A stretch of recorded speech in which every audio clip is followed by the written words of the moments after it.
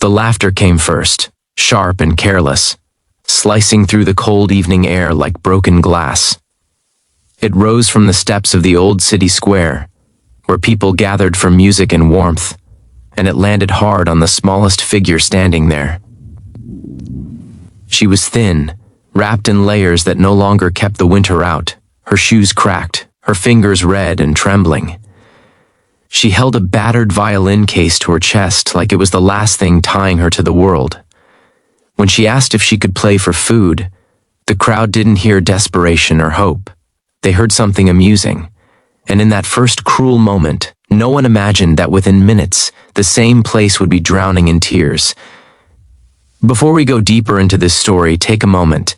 If you believe in kindness, in second chances, and in the quiet power of compassion, please like this video, share it with someone who needs hope today, comment your thoughts, and subscribe to the channel. Your support helps stories like this reach hearts that need them most. The girl had learned early that hunger was louder than pride. She had wandered into the city months ago with nothing but the violin her mother once played, the only thing that survived the night when everything else disappeared. The city was loud, uncaring, and endlessly busy, a place where people stepped around suffering as if it were a stain on the pavement.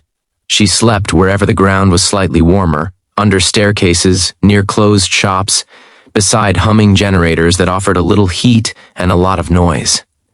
Each morning she woke with the same ache in her stomach and the same question in her mind about how long a person could keep going when the world seemed to have no space for them. Music had been her shelter once. It filled their small home with warmth, even when there was little food.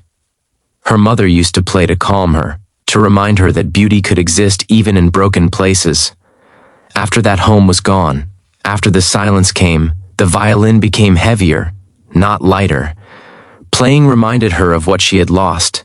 Still, when hunger pressed too hard, she would open the case and let the bow touch the strings, hoping that sound might soften hearts where words had failed. That evening, the square was alive with movement.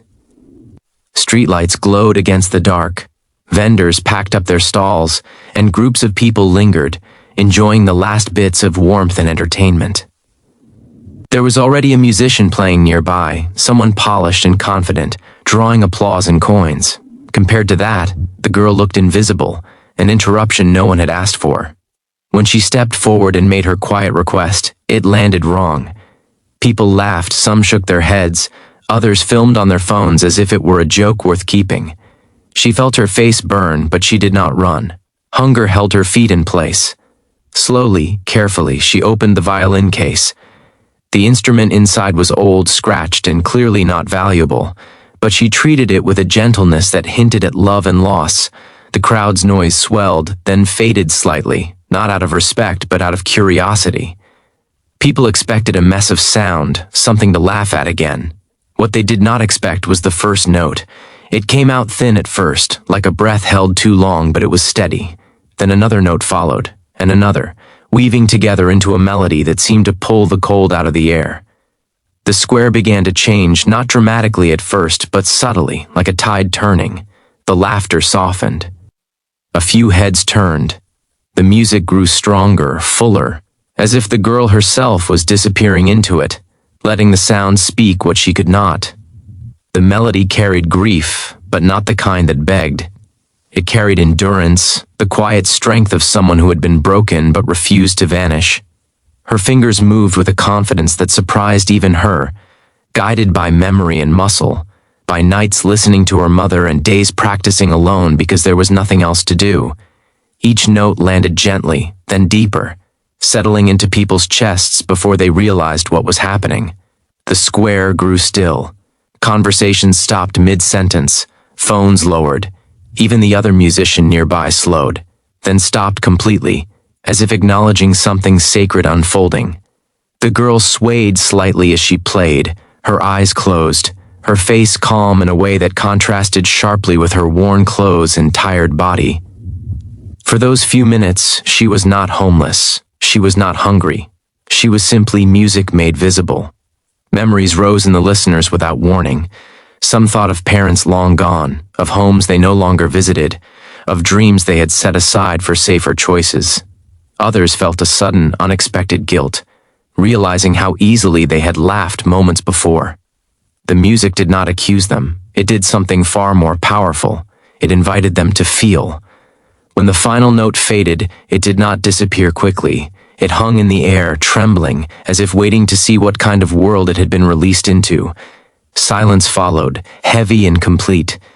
Then one person began to cry, not loudly, not dramatically, but openly, like something inside had finally broken free. Another wiped their eyes. Another covered their mouth, shaking their head in disbelief. Coins and bills began to appear, dropped not with indifference but with care. Someone placed food beside the violin case, then more, until there was enough to feed more than one night. A woman removed her scarf and gently wrapped it around the girl's shoulders.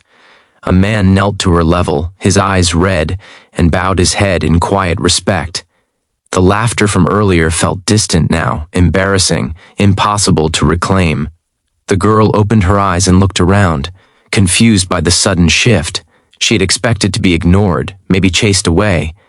Instead, she saw faces transformed, softened, marked by emotion she recognized.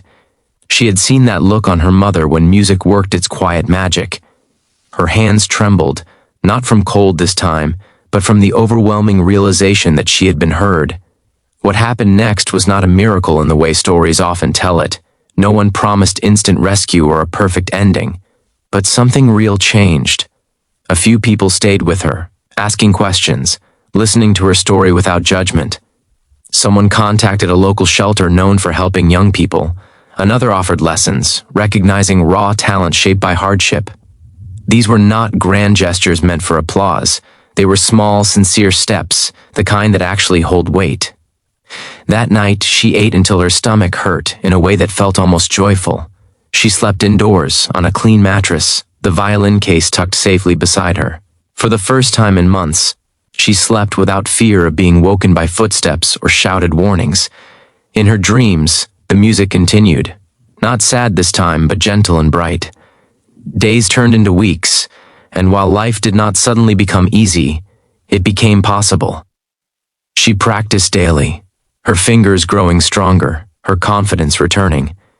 People from the square visited, checking in, reminding her that she mattered. The story of the homeless girl who played for food spread quietly, not as a viral joke, but as a reminder. A reminder of how close cruelty and compassion can stand, separated only by a choice. She never forgot the laughter. It stayed with her, not as bitterness, but as motivation. She understood now how quickly people judged, how easily they forgot the humanity in front of them. That understanding shaped her music, gave it depth beyond technique. When she played, people listened, not because she asked for food, but because she offered truth. Years later, the square would hear her again, this time announced, celebrated. But those who had been there that first night knew the real performance had already happened, when a hungry girl stood her ground and let her heart speak through strings and wood. If this story is reaching you right now, if you felt something shift inside as you imagined that cold evening and that brave melody, please take a second to like this video, share it with someone who believes the world can be softer, and subscribe for more stories that remind us who we can be. And before we reach the end, we have a special request. Please comment below with one word that describes how this story made you feel. Your words matter more than you know, because somewhere, right now, someone is standing in the cold, holding on to the last thing that connects them to hope. And all it takes is one person choosing not to laugh, but to listen, for everything to change.